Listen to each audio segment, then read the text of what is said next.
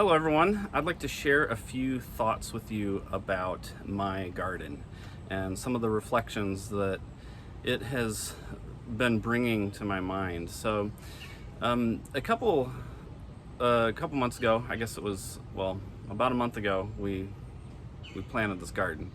We've been doing this on Easter weekend as kind of a tradition, and last year we started with these little they were just these planters, and we'd never but really been successful at growing a garden before, but we decided we'll try it last year.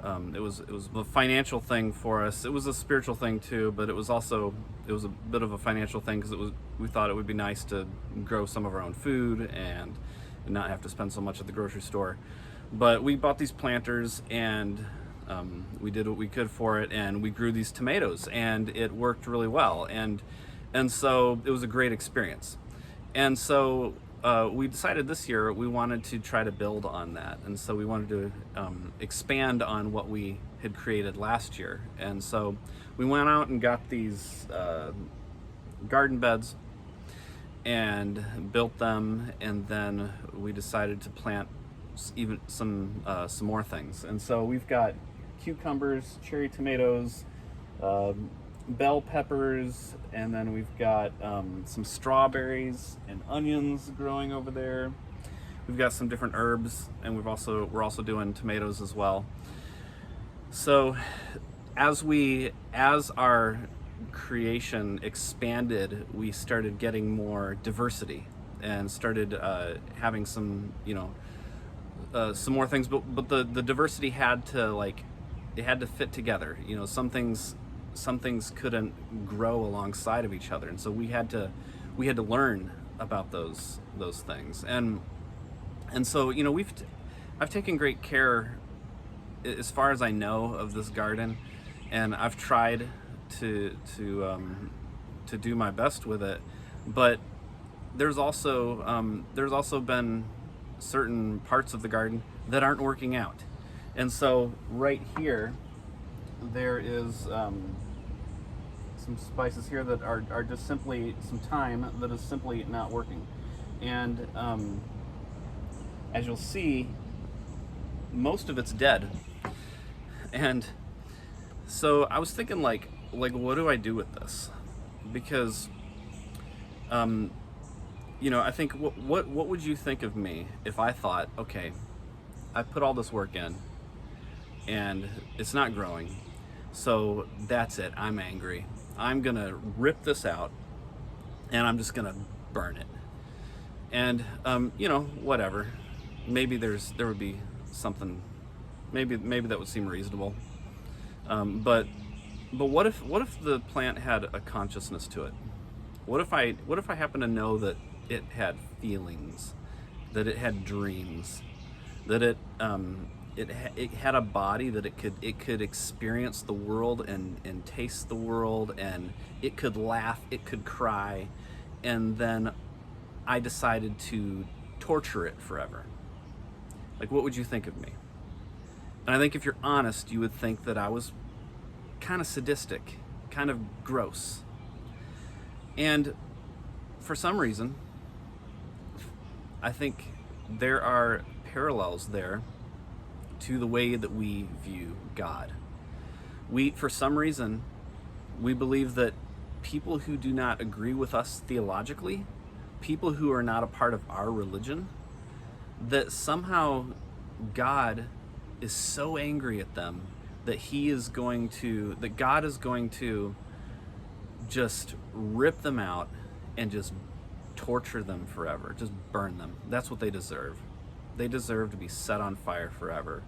And to hell with their dreams, to hell with their desires. All of that's worthless, and they're just garbage.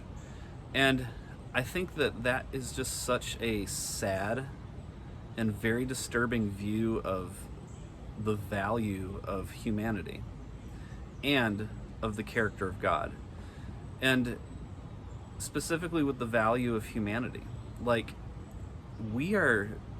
Humans are a very precious creation. we are the result of billions of years of stars cultivating the entire cosmos in order to create the elements necessary to create our bodies.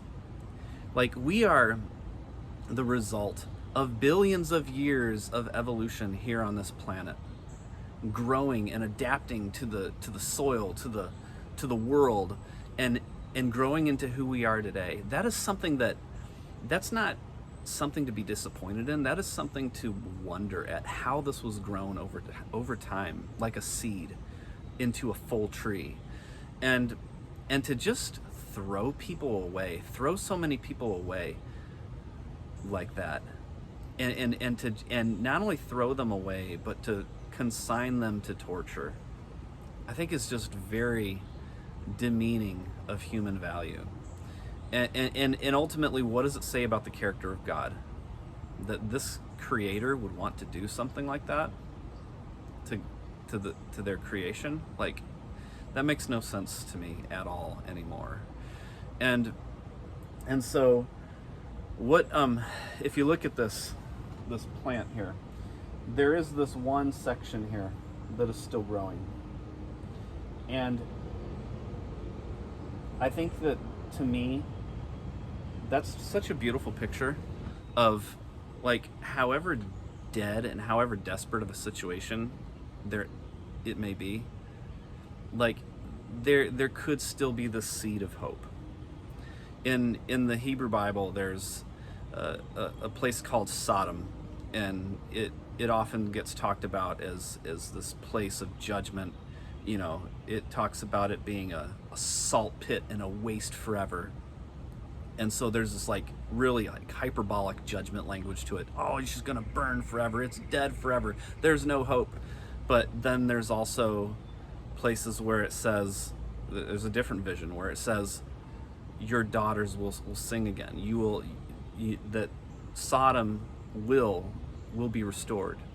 And so whatever, as you look into the value of humanity, however dead you think it is, however corrupt you think it is, I would encourage you to look for those little shoots of growth, those little seeds of hope, and perhaps there's something there to cultivate. Don't get so angry that you're just ready to cast it off forever, but look for opportunities as a gardener to care for it. And I believe that if I created this garden and I'm cultivating this garden, I think it would be reasonable to hope that I'm good and that I actually have good intentions for it. And I don't think it's wrong to assume that if there is a God who created this universe, who expanded it to create even more diversity over time, that God would be good, that God would care for it. And these plants here, they may not be conscious of how I care for them. They may not be able to perceive what I'm doing to care for them, but I'm there no matter what. I'm there to care for them because I'm good. And I think that maybe there are some ways that we may not perceive how God works in the universe, how God grows the universe. But I'm going to assume that I'm not better. I don't care for my garden more than God cares for the universe. I'm going to assume that I'm not kinder to my garden than God is kinder to humanity. And I certainly wouldn't torture my garden for all of eternity while everyone sings songs about it because I'm so angry that it didn't grow. And I certainly don't think that God is the same way. Maybe I'll turn out to be wrong.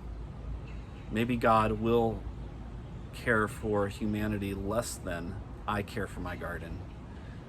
But I don't think so. It would be better for there not to be a God than for that God to exist. And so these are some reflections that I've just been learning from my garden, on the value of humanity, I'll share you one last thought with you. There's a book that I'm reading called The Value of Nothing, and it's about this, in one section he talks about this group of tomato pickers, and they're being paid literally pennies. They are in excruciatingly horrific conditions, and they actually live in Florida. And what they say is that they're not looking for like a CEO's pay. They're not looking to be treated as if they're kings. They're just looking to not be thrown out.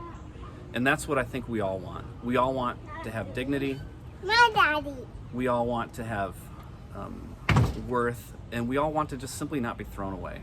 So don't think that God's going to throw us away. Because humans have value, and I think it's important to celebrate that.